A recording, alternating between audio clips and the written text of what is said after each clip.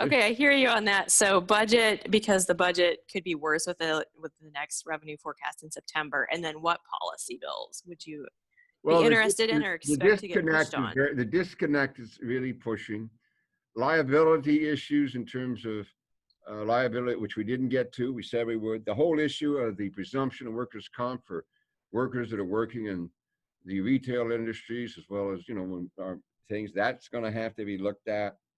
Those are the big ones that I see happening, and they're going to be controversial, very controversial, unless a miracle can happen. Because I understood that in the areas of certain liability protection, there actually had been an agreement with business and labor and trial lawyers, but we didn't make a run on it this time.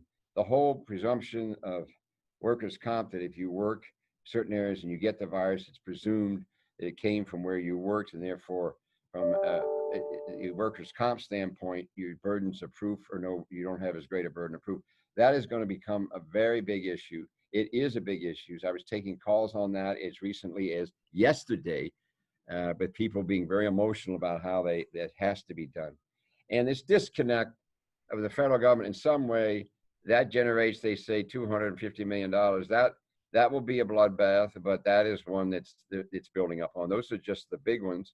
And I'm sure individuals will come in with some individual bills that they say are very important. So we will have a problem managing the session from a standpoint of a number of policy issues.